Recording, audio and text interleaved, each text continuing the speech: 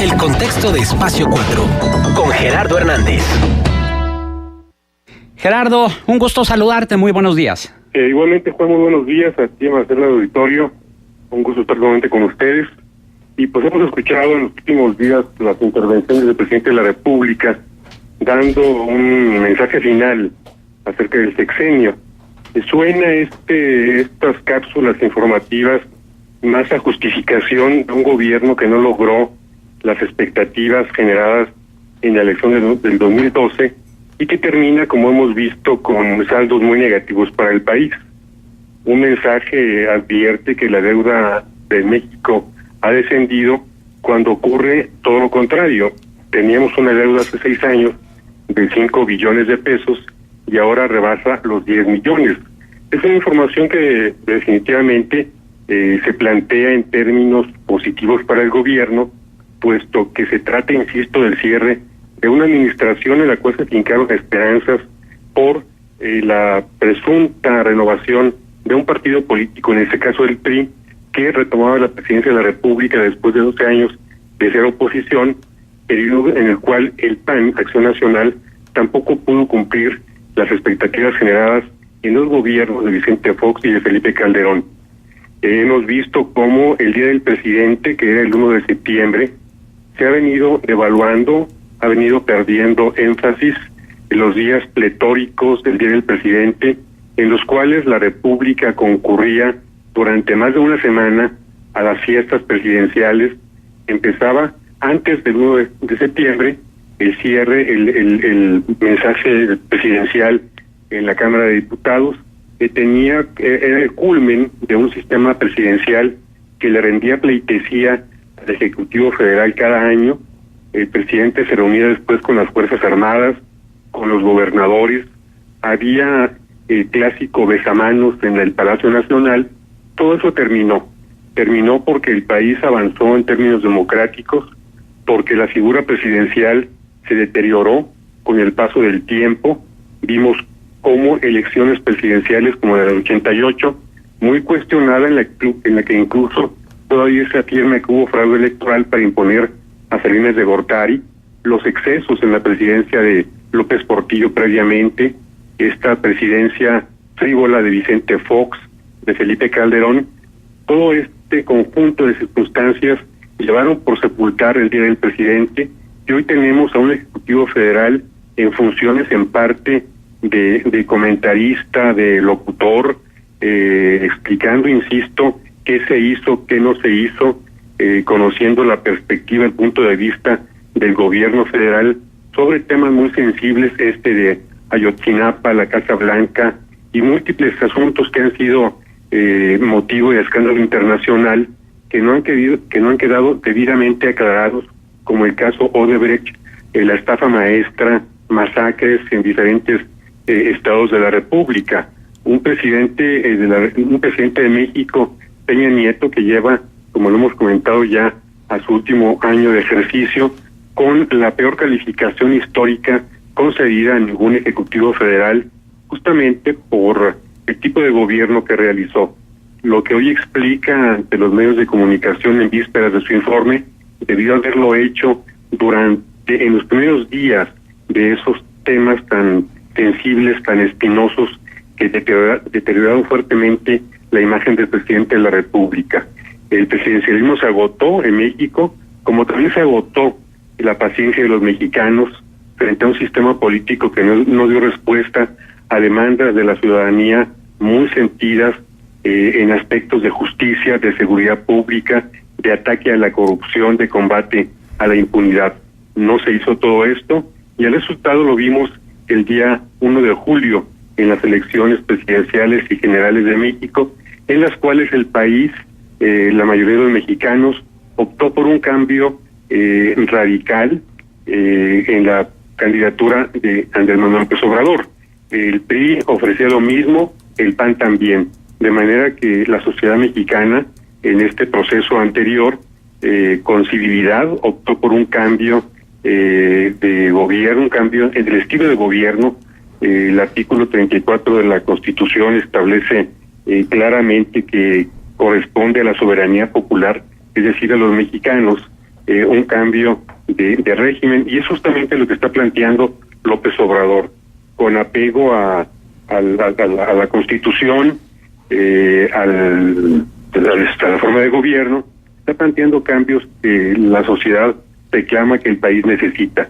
Es el artículo 34, insisto, en el que advierte que la soberanía nacional reside esencial y originalmente en el pueblo, y que es el pueblo en todo tiempo tiene el derecho inalienable de alterar o modificar la forma de su gobierno. Estamos ante un próximo cambio de régimen, un cambio de régimen que atienda mejor las necesidades de la sociedad, que se comporte con la filosofía juarista de una austeridad republicana de combate a la corrupción.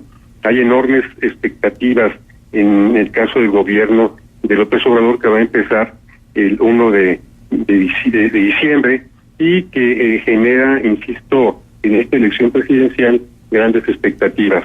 El gobierno de López Obrador va a durar 5 años, 10 meses, 2 meses menos que en el periodo de Peña Nieto y todos los anteriores.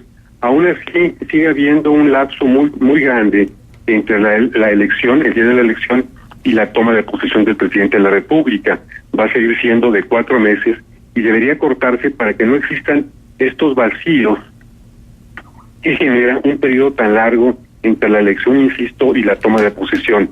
En otros países, la transmisión de poderes ocurre en días o en semanas. Incluso en Estados Unidos es un periodo más largo, de 2 meses aproximadamente. La elección es en noviembre y el cambio de poder ejecutivo ocurre en enero.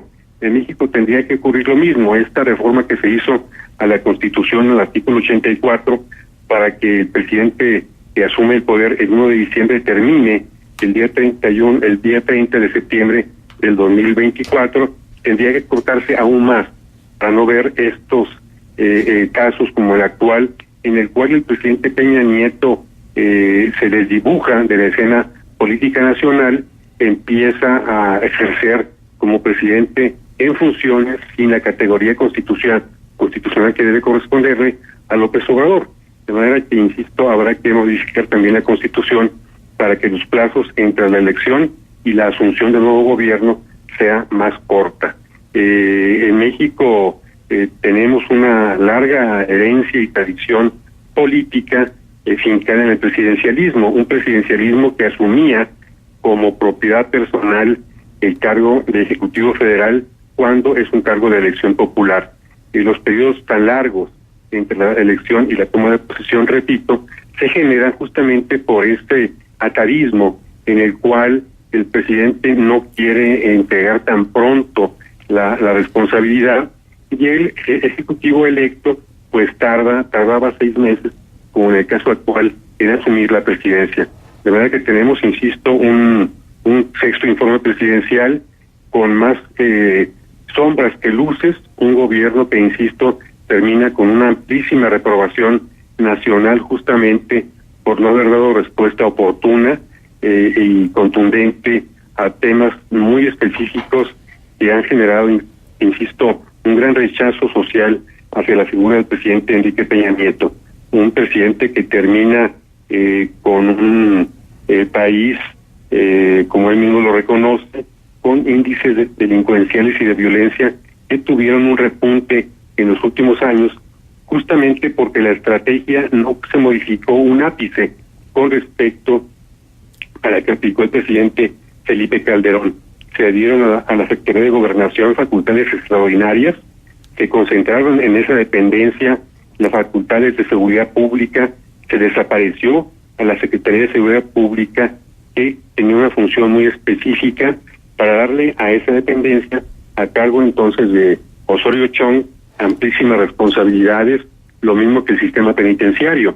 Se saturó a esa dependencia, y en esa saturación de funciones reside el fracaso de este gobierno en términos de seguridad pública, que tendrá finalmente en la conclusión del sexenio mayores saldos, mayor número de víctimas que en el gobierno del presidente Felipe Calderón.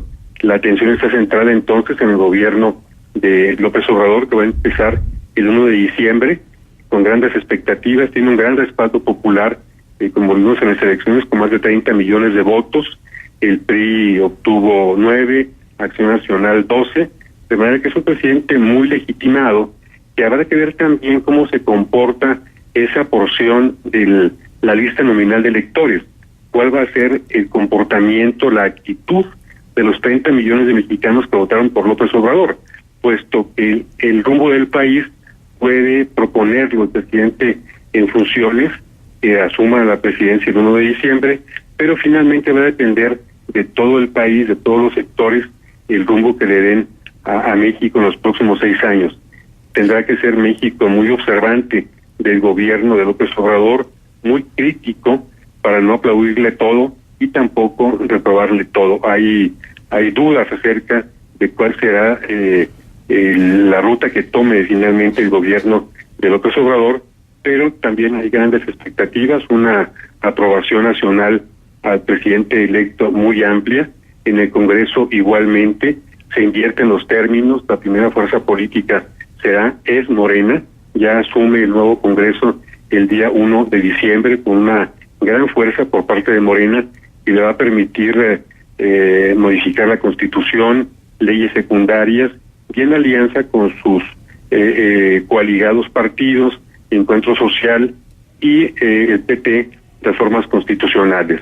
Es un nuevo escenario político, las fuerzas partidistas se han realineado, el PRI pasa a un tercer o cuarto lugar, Acción Nacional sigue como segunda fuerza electoral en el país, pero muy debilitada, muy cuestionada también por falta de liderazgo.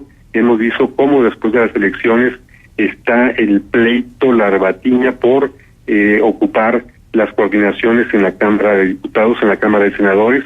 Ricardo Anaya no entiende que perdió la elección y al perder la elección presidencial también pierde el liderazgo de ese partido. Lo que le urge a Acción Nacional es redefinir una política, asumir que perdió, que fue un fracaso en la elección presidencial y constituirse en una fuerza opositora inteligente, crítica, pero también muy responsable. Están los partidos políticos tradicionales, el PRI y el PAN particularmente, en un escenario muy difícil e incluso de desaparición si no se enfrentan a su propia realidad, si no asumen una actitud congruente con la realidad política del país.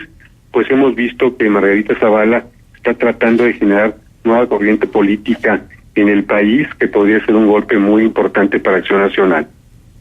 Yo no recuerdo, Gerardo, un presidente que meses antes, incluso podríamos decir que hasta 2 años antes de concluir su gestión, estuviera tan devaluado y con una calificación tan baja por parte de los mexicanos.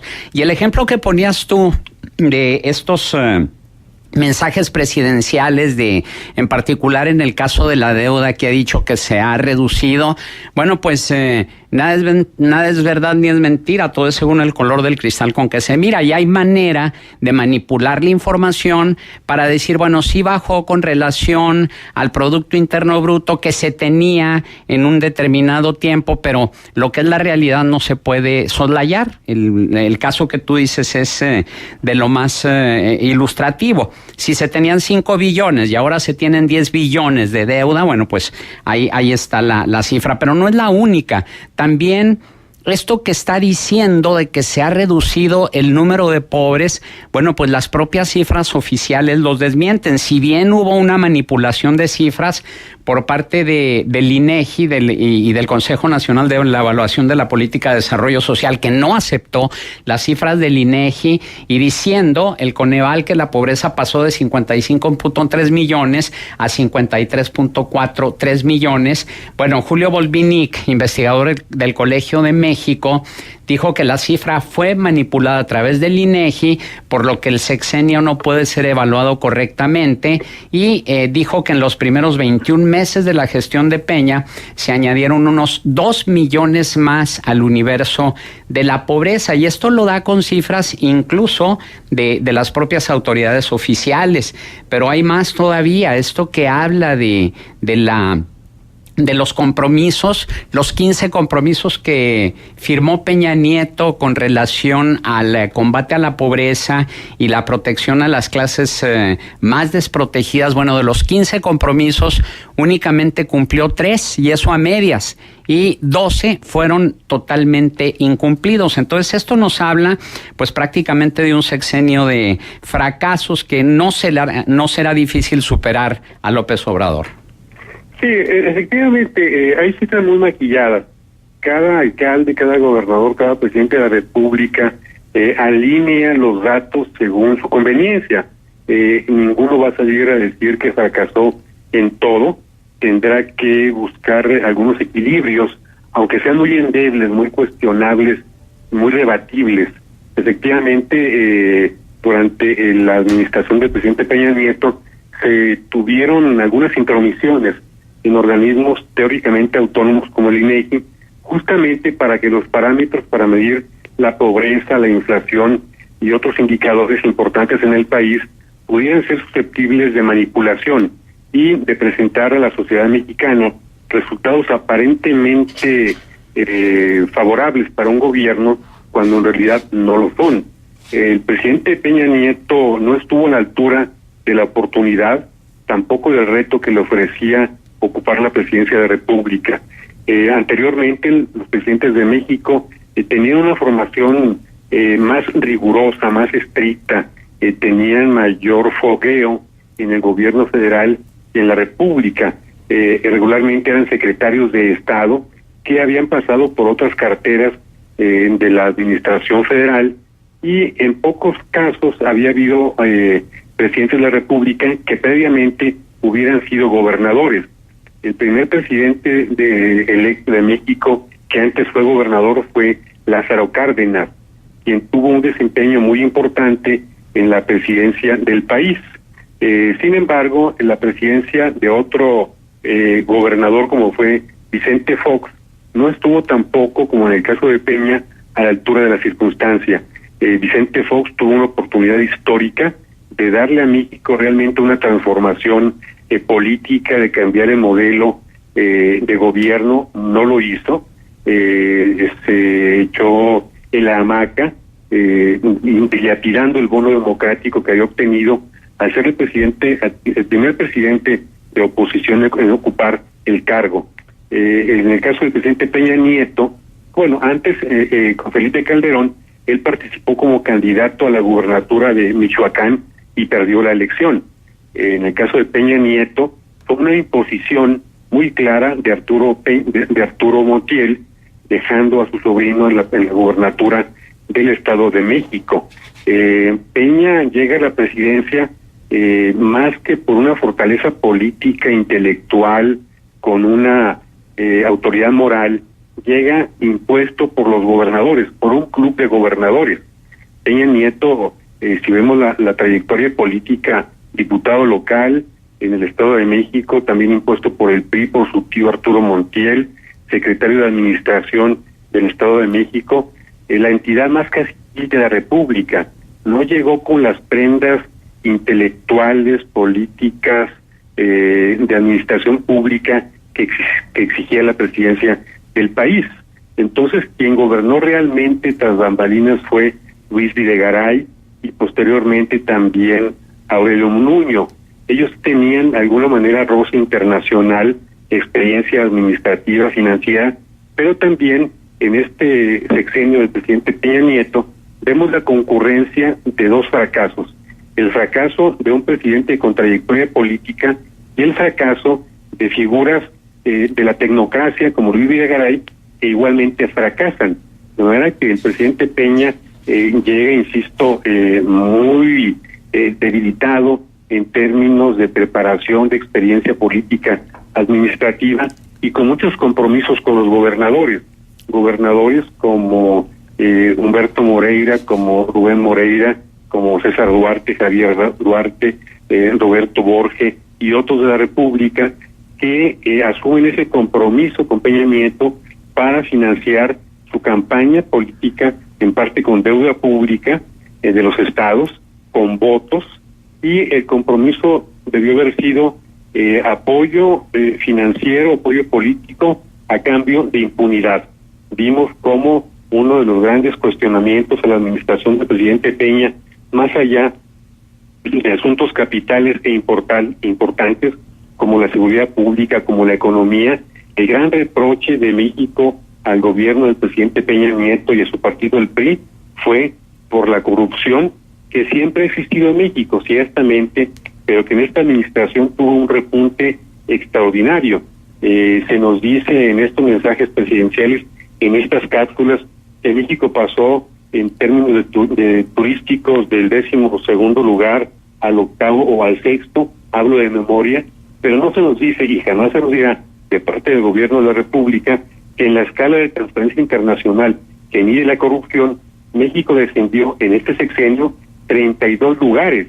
Es decir, la corrupción en esta administración, en este sexenio, tuvo un crecimiento espectacular sin castigo a los gobernadores. Se podrá cuestionar que si hay castigo, puesto que Javier Duarte está en prisión, Roberto Borges también, César Duarte en Chihuahua está prófugo, pero hay que recordar que en esos 3 estados hubo alternancia política.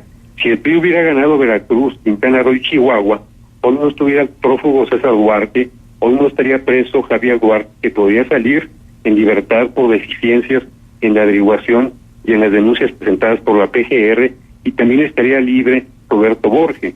Claro. El encarcelamiento de estas figuras se debe, insisto, a la alternancia política, y el presidente Peña Nieto no hay que esperar 1 año, ni 2, ni 3, ni 10 para que la historia lo juzgue. El presidente Peña Nieto fue juzgado el 1 de junio con 30 millones de votos en favor de su principal opositor, López Obrador. Sí. Ajá. Muy bien. Gerardo Hernández González, periodista, director de Espacio 4, nuestro agradecimiento por tu participación aquí en Contextos. Muy buenos días a ti y a todo el auditorio, y a Marcela con mucho afecto. Gracias, Gerardo. Gracias.